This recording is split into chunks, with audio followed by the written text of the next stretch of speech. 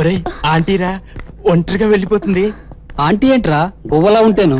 ఒరే నిజమే గువ్వేరా, ఎక్కడి నుంచి ఎగిరొచ్చిందో పాపం. ఒరే కూరగాయలు మండుటెండలో మలమల మాడిపోతున్నాయిరా. ఎన్న మొదలు కరిగిపోతుంటాను. అయితే బయట తీసుకప్పరా, లేకపోతే ఇక్కడే కరిగిపోతుంది. ఇంటి మీద దెబ్బలరా?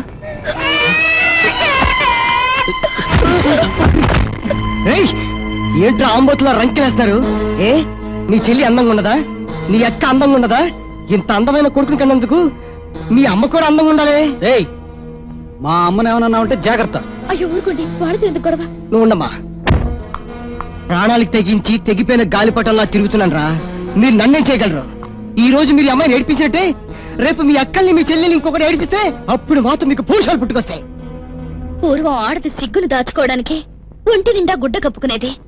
ఈ రోజుల్లో భర్త కొట్టిన దెబ్బల్ని దాచుకోవడానికి ఒంటి నిండా గుడ్డ కప్పుకోవాల్సిన కర్మ పట్టింది ఈ దేశంలో ఆడదానికి. మీ పెళ్ళాలు చెల్లెళ్ళు మాత్రం పవిత్రంగా ఉండాలి, పక్కవాడి పెళ్ళం మాత్రం మీ పక్కలోకి రావాలి. ఇంకా సిగ్గు లేకుండా ఇక్కడే ఉన్నారట. పోండి వెళ్ళండి. నువ్వు వెళ్ళి బోసు, ఈ అమ్మాయిని ఇంటి దగ్గర నేను డ్రాప్ చేస్తాను. వెళ్ళమ్మా.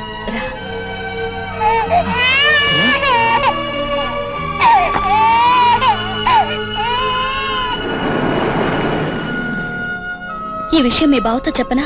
అయ్యో వద్దండి, మా బావకి తెలిస్తే గొడవ అవుతుంది. ఇలా ఎంతకాలం భర్త చేసిన దాన్ని గుట్టుగా భరిస్తావు? భరించగలిగేదే భార్య. నువ్వు మారినంత వరకు నీ పరిస్థితులు మారవు. అది కాదండి, కుటుంబం అన్న తర్వాత ఇలాంటివన్నీ మామూలే కదా. లోపలికి రండి, ఇల్లు చూద్దరు గాని.